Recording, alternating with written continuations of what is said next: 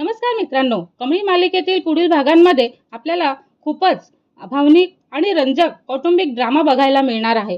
आणि ह्या मालिकेत सत्य समजलेलं आहे कमळीला। तिला चक्कर येतं आणि ऋषीने तिचा जीव वाचवणं, दोघांची प्रेम कहाणी आणि दोघांनी प्रेमाची जाणीव आणि साधना मावशीच कमळीची खरी आई असल्याचं सत्य ऋषीला समजणार आहे।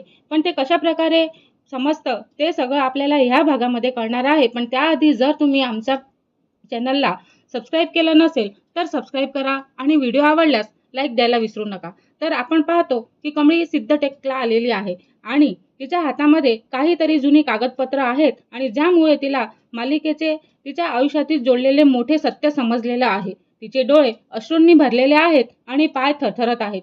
कमळी स्वतःशीच म्हणत असते, नाही, हे कसं शक्य असू शकतं? ज्या गोष्टीला मी आजवर खोटं मानत होते तेच माझ्या आयुष्याचं सगळ्यात मोठं सत्य आहे का?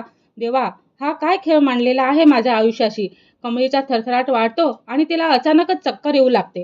तिचे डोळे मिटू लागतात आणि ती जमिनीवरती कोसळणार तेवढ्यातच ऋषी तिथे धावतच येतो आणि तिला आपल्या हातांवरती झेलतो। ऋषी घाबरून म्हणतो, कमळी, कमळी, डोळे उघड, तुला काय झालेलं आहे कमळी? तेव्हा ऋषी तिला कडेवरती उचलतो आणि सोफ्यावरती गाडीत नेऊन झोपवतो। तो तिच्या चेहऱ्यावरती पाणी मारतो आणि तिच्या डोक्यावरती हळूच गोंजारतो आणि ऋषीच्या डोळ्यामध्ये तिच्यासाठीची काळजी आपल्याला स्पष्ट दिसत असते। ऋषी हताश होऊन जातो आणि म्हणतो, कमळी, प्लीज असं करू नकोस, मला सोडून कुठेच जाऊ नकोस, तुझ्याशिवाय माझ्या आयुष्याला काहीच अर्थ नाहीये आणि आय लव्ह यू कमळी, असं तो म्हणत असतो। त्याला प्रेमाची जाणीव झालेली असते आणि हॉस्पिटल रूममध्ये आणि खोली असते तिथे कमळी आणि ऋषी दोघेही असतात। कमळी हळूहळू डोळे उघडते आणि ऋषीने तिचा हात घट्ट धरून ठेवलेला असतो। ऋषीच्या चेहऱ्यावरती सुटकेचा श्वास दिसतो। ऋषी भावनिक होऊन म्हणतो, कमळी, तू ठीक आहेस ना?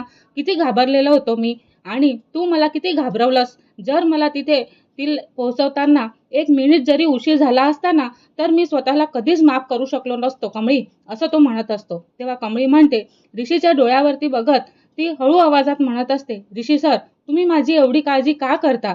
ऋषी तिचा हात आपल्या छातीवरती ठेवत म्हणत असतो, कारण तू फक्त माझी मैत्रीण नाहीस कमळी, तू माझं आयुष्य आहेस। आज जेव्हा तू डोळे मिटले ना तेव्हा मला समजलं की तुझ्याशिवाय मी जगूच शकत नाही। हो कमळी, माझं तुझ्यावरती खूपच प्रेम आहे। तेव्हा कमळी पण म्हणते, तिच्या डोळ्यात आनंद अश्रू वाहतात आणि म्हणते, ऋषी सर, मलाही हेच सांगायचं होतं। जेव्हा जेव्हा मी संकटात असते तेव्हा तेव्हा मला फक्त तुमचीच आठवण येते आणि तुमच्याशिवाय माझ्याही कोणाचाच मी विचार करू शकत नाही। मलाही तुमच्यावरती खूप प्रेम आहे, असं म्हणून दोघांनीही आपलं प्रेम कबूल केलेलं आहे। दोघेही एकमेकांकडे बघून भावुक होतात आणि पुढे आपल्याला रोमॅन्टिक गाणं वाजताना दिसतं। साधना मावशीचे सत्यही इथेच त्याला कळून जातं। तेव्हा तो घरी जातो आणि ऋषी आणि साधना मावशी हे दोघंही एक दुसऱ्यांकडे बघतच असतात।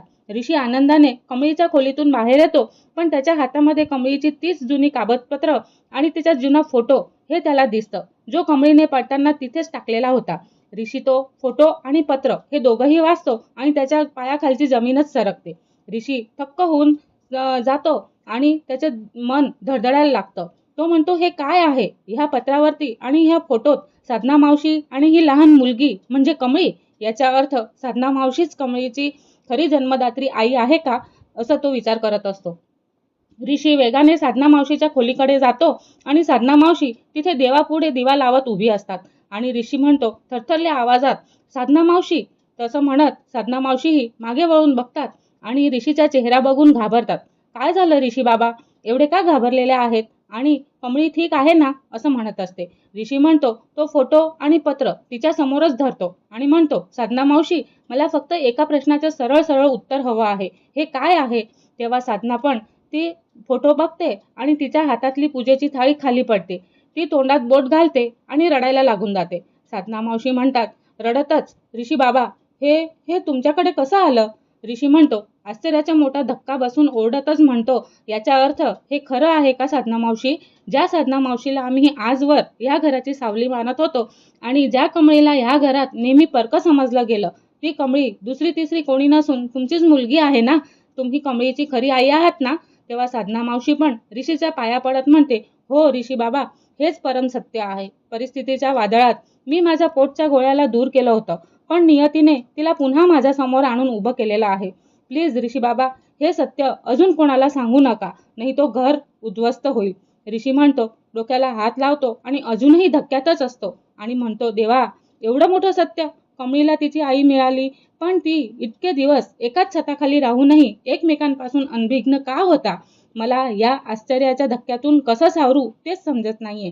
ऋषी तिथे चक्रावून खुर्चीवरती बसतो आणि तिथेच हा भाग संपून जातो. साधना मावशी, झूम आणि सस्पेन्स हा भाग इथेच संपतो. आणि आता पुढे काय होणार ते आपल्याला पुढील भागांमध्ये नक्की बघायला मिळणार आहे. पण त्याआधी जर तुम्ही आमच्या चॅनलला सबस्क्राईब केलं नसेल तर सबस्क्राईब करा आणि व्हिडिओ आवडल्यास लाईक द्यायला विसरू नका. धन्यवाद.